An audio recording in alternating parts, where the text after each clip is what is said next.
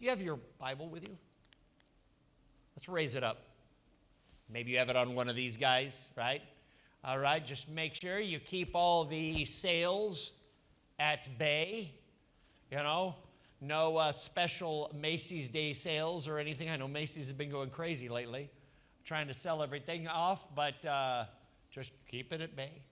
Amazon can stay behind for a few minutes. And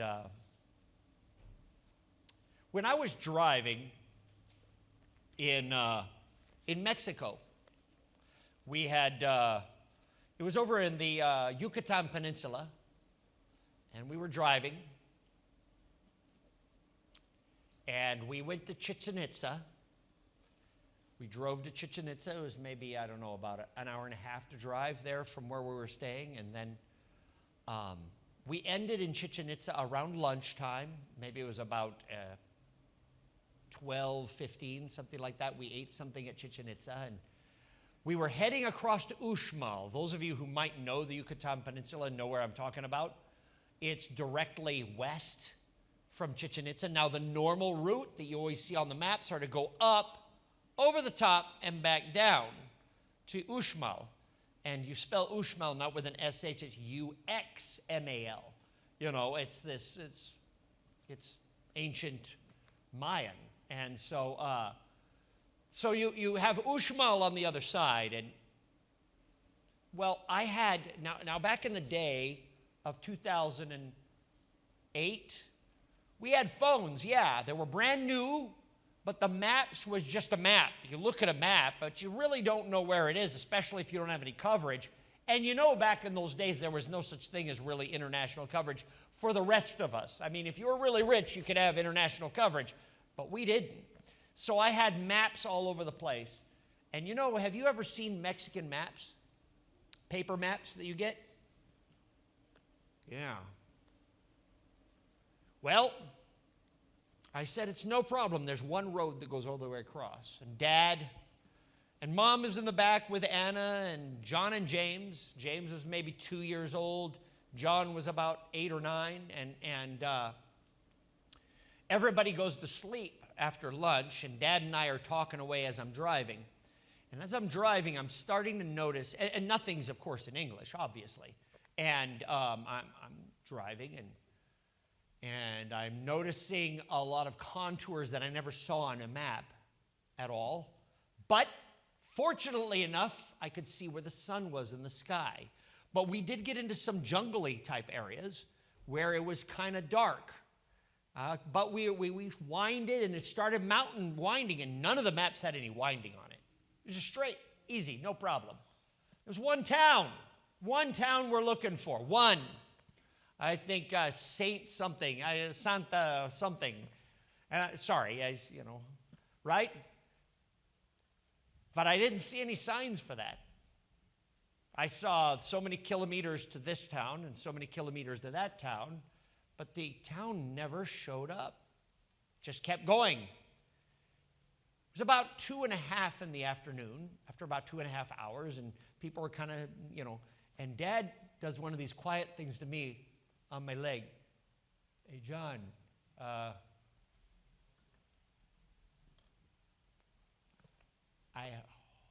hope this is going where it says it's going to go. Both of us said, well, the sun is, it's dropping over here, therefore we're going the right direction, but sometimes you make a turn and it's over here.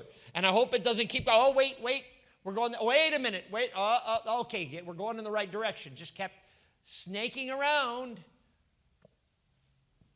Finally, we got to a town that looked like it was, and of course, when you're over there, towns are not, the road systems are just different than here. It's not like a highway system.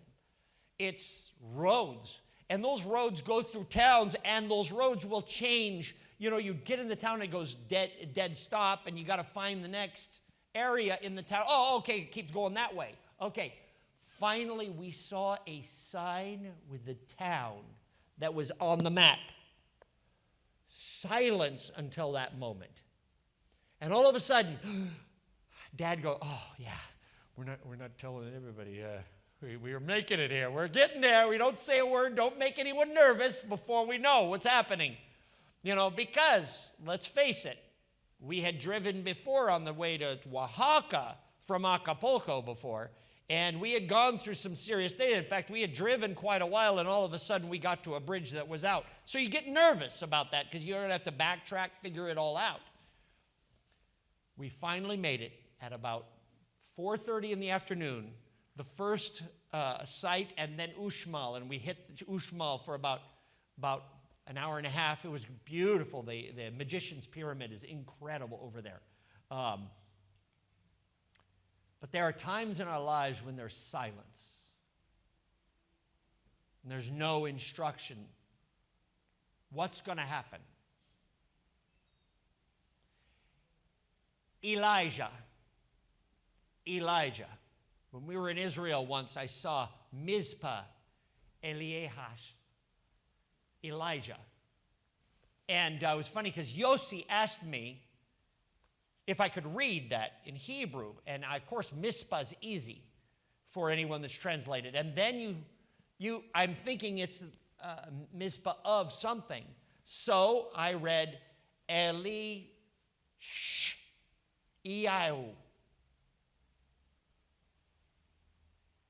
Elishahu. My God, who is El-lahu, God. And it hit me. That's Elisha's name. I had been translating the Old Testament, but I never read any parts with Elisha. I had read in other places like Jeremiah and things like that. And it hit me. The name of Elijah, the God who is my God. And there's a difference. Because God is just a God. There's God. There he is. But is he your God? Is he in your heart? Are you giving yourself to him? That name hit me, and I thought immediately about this story. For Elijah, he's coming along, and he had this great moment at this mountain called Carmel, and all of the priests of Baal were destroyed in this one big thing where God showed his power to the world by licking up with fire the gift of that was given to God by Elijah. And in fact, Elijah had even thrown water on top of it to prove that God is my God. He is the God. He's not like Baal, who's off on vacation. He can't hear when you talk, right? He's out there. He's a piece of stone. He doesn't walk around. His throat doesn't move. You have to listen to other people. But my God is God.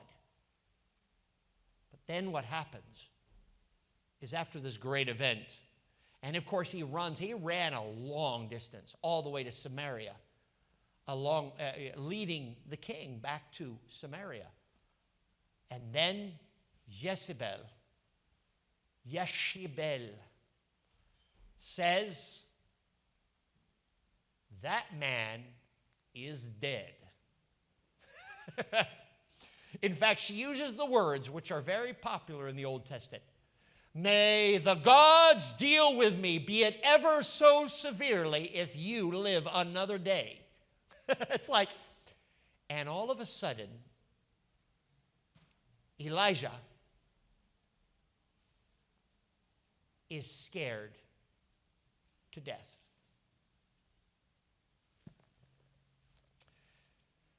First Kings chapter 19. You may not be used to reading this in the Old Testament. He ran away. In verse 3 it says, Elijah was afraid and he ran for his life. When he came to Beersheba in Judah.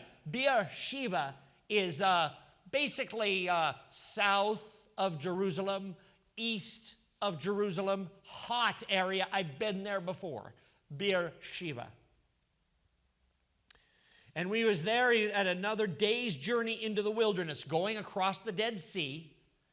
He then came to a broom bush, and he sat down under it, and he prayed that he might die.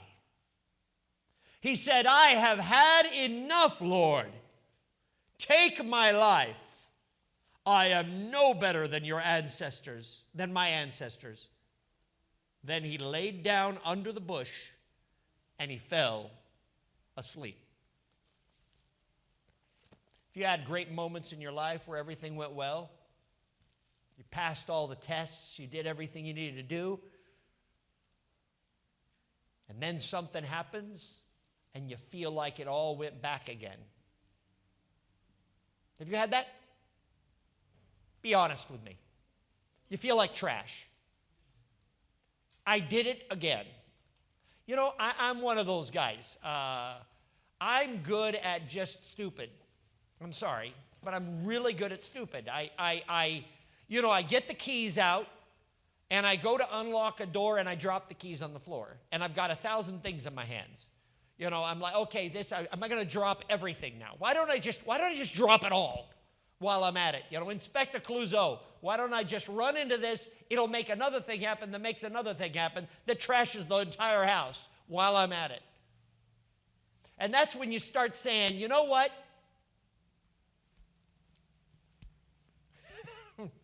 I'm done.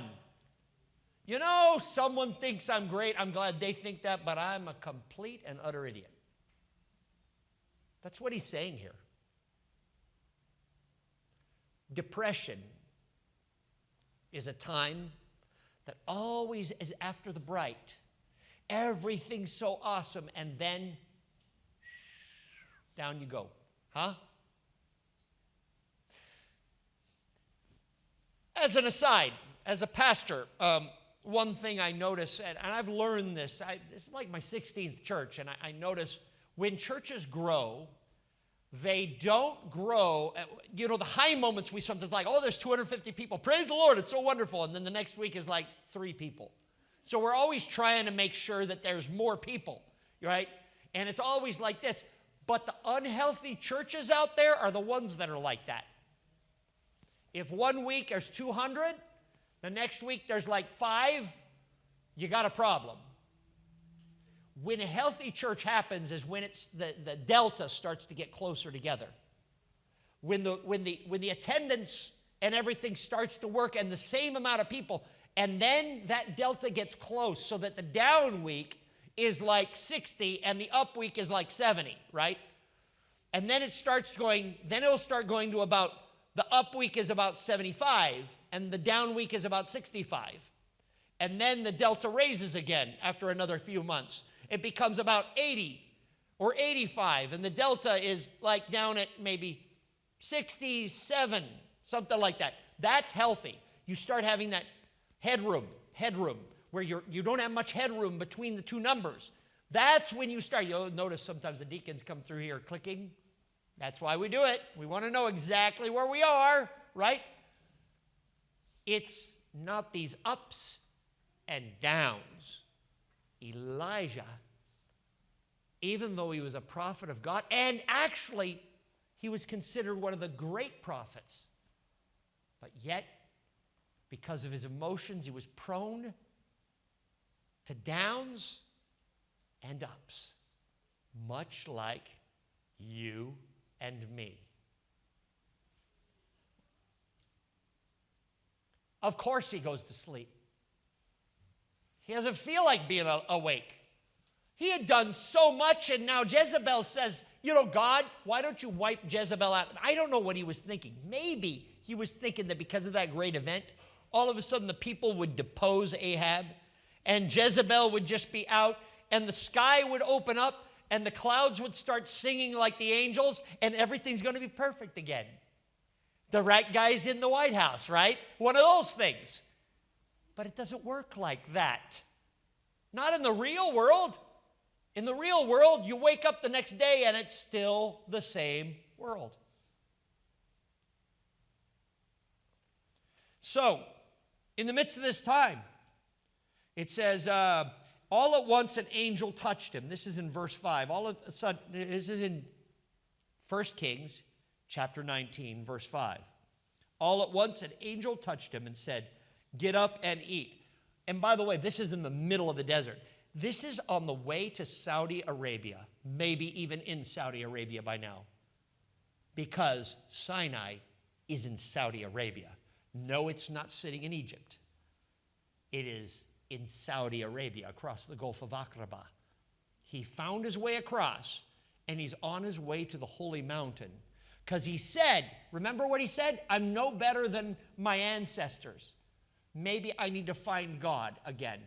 But he was sleeping, and the angel gives him food. Check this out. It's kind of cool.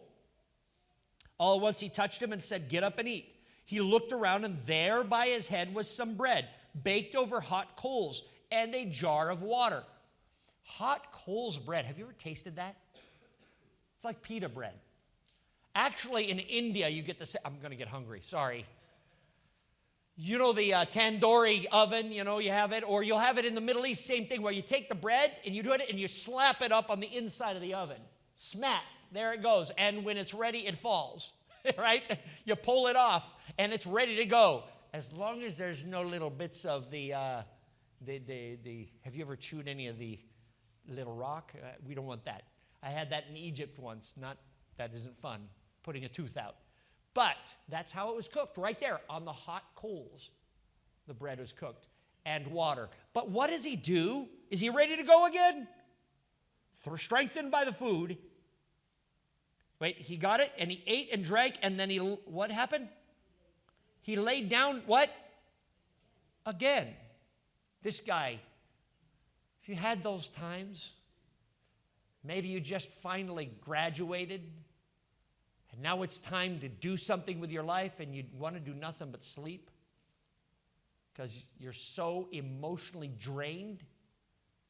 Verse 7, the angel of the Lord came back a second time, touched him and said, get up and eat, for the journey is too much for you. How do you like that?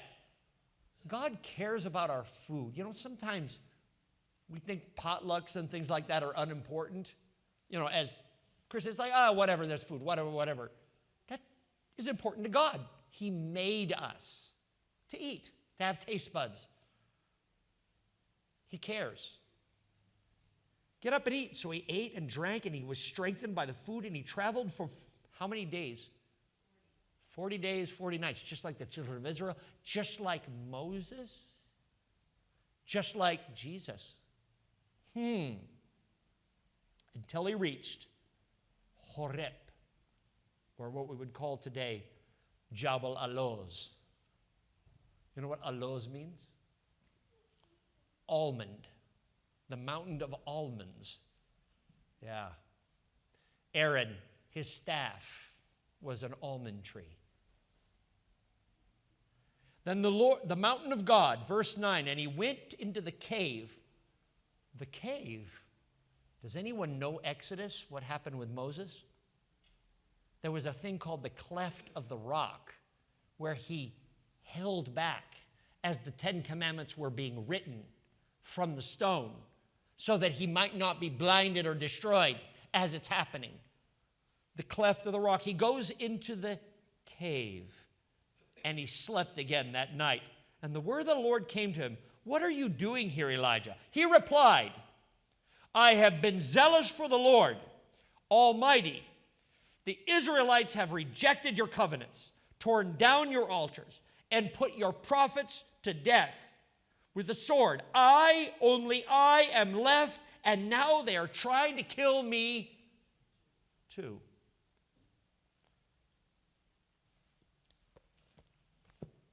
Have you felt like you're the only one on earth that cares?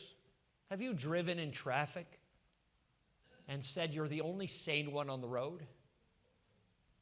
Yeah, as I was trying to go home last night, my favorite time, as I'm driving home to Covina from Crescenta, which is a bit of a distance. As I'm driving home, that hated moment happens when the police officer drives in front and starts this thing. Yeah, there you go. There you go. Oh, my goodness. Here we go. I'm going to be sitting here for 20 minutes waiting for whatever. Some governor lost his squirrel or something. What happened up there? And then I saw him last night. He goes like this, and he comes by, and he goes, everybody stay away, or whatever. I didn't understand what he was saying. And then he drives up, and he goes, and there was a big piece of metal in the middle of the road. He grabs one edge of it and drags it off the road, drops it on the side, gets back in his cruiser, comes back around at us, and just, and then off he goes. And I thought about it.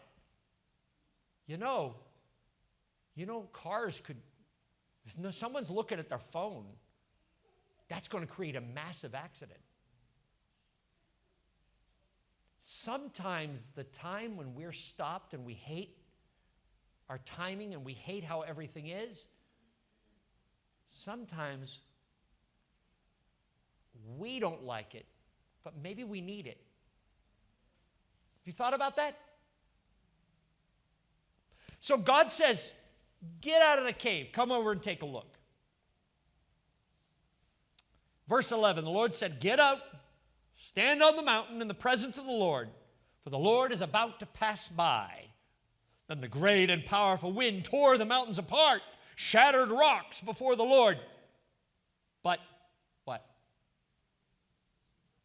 The Lord was not in the wind.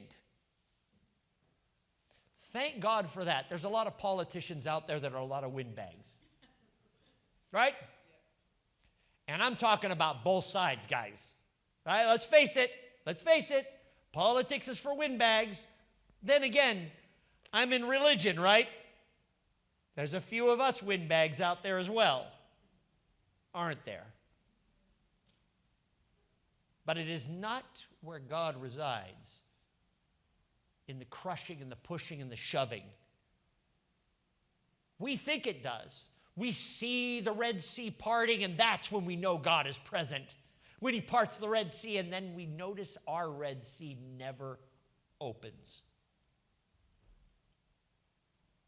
We're so happy when God does these great things of the past, and yet for us,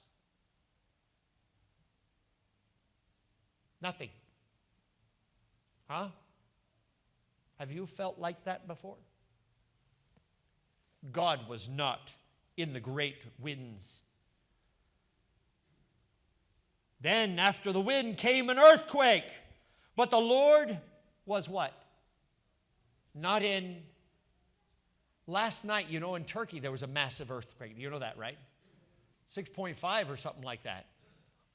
About 120 aftershocks over there. But seems like things are okay. We have a friend that's over there right now on a tour, and I'm hoping they're doing okay. I think they are. I think there was one building being built that went down, but everything else, I'm glad St. Sophia, no problems. That building's incredible, but it's been through a lot since about, 300 A.D. Earthquake comes, crushes, but God is not in that earthquake. Then the next one comes. After that came a great fire, and the fire raged and burned. And what we in Southern California Conference know, this area, we know about fires, don't we? You remember that 3-week period?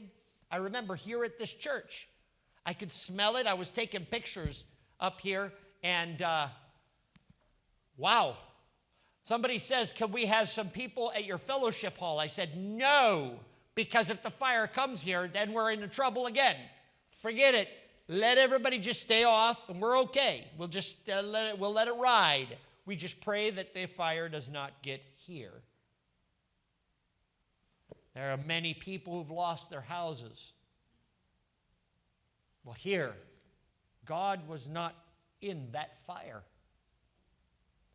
Elisha had seen the great things, and isn't it interesting that the very fire that came down and licked up the offering, God says, Yeah, sure, it happens. But that's not all me. It's only fire. What does he say here? He says, after the fire, God was not in the fire. And after the fire came NIV says gentle whisper. In the King James it says a still small voice. But silence.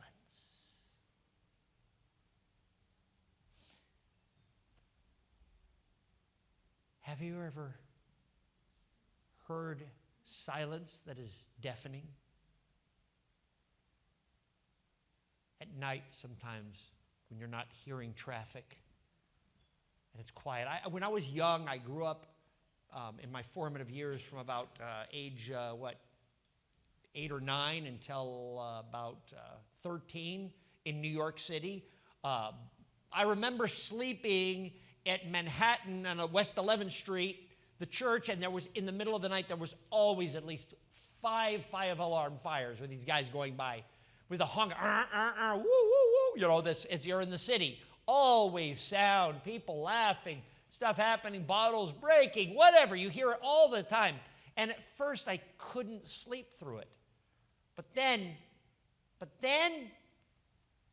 after I got used to it, I started to feel it. It felt good. Oh, yeah, there's another fire truck going. You get used to it. And then I moved to New Jersey. Tranquility, New Jersey. I heard nothing. And at night I laid there. Have you ever had that? Dead silence. Right?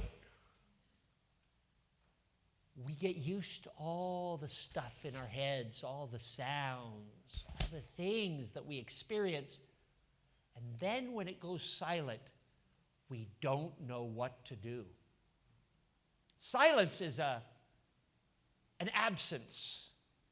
And in fact, inside your head, we have, how an amplifier, you don't hear something on TV, so you turn it up, or with a clicker, you turn it up, and you start hearing that sound like this, that sound. Our heads do that. I'll hear everything. In fact, I actually have ringing in my ears most of my life. So I even hear a little bit. Drives me a little nuts, but I've gotten used to it. I've become friends with the ring. I don't know who it is that rings the bell, but he's a friend of mine, so we're okay. But the deal is, silence is things we don't want to deal with, because that's the time when we start thinking,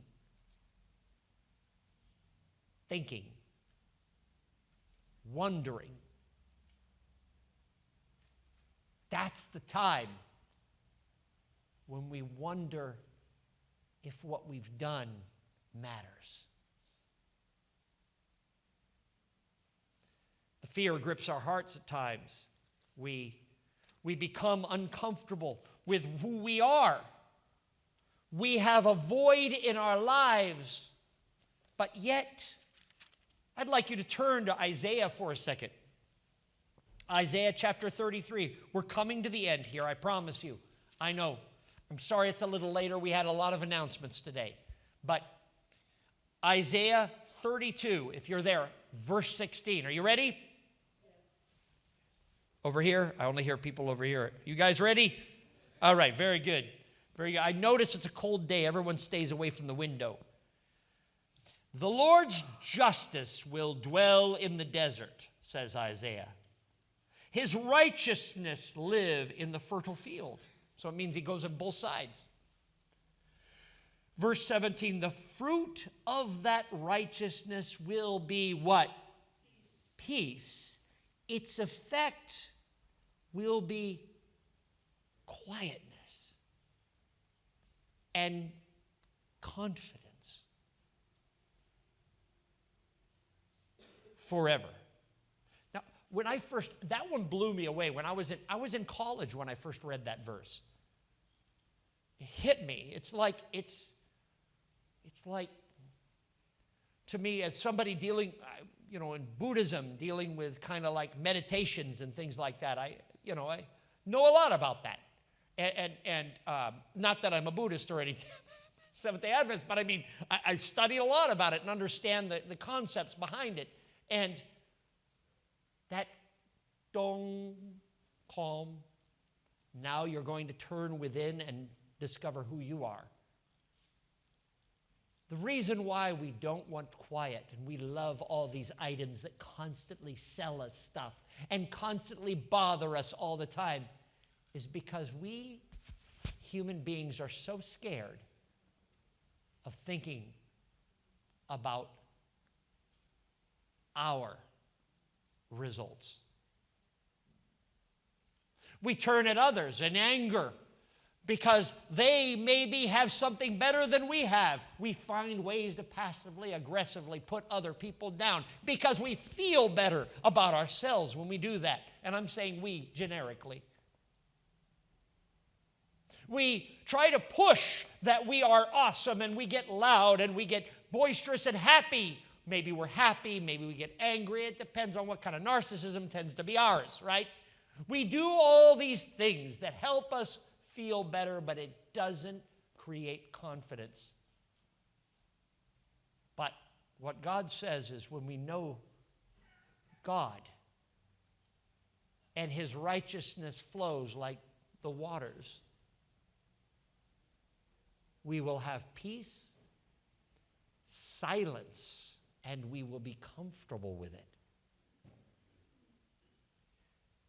I want to let you know that when you lay at home and wonder why God doesn't answer sometimes in the way we want, or even answer at all, have you ever thought that the reason why you have silence in your life is because God wants you to search for Him?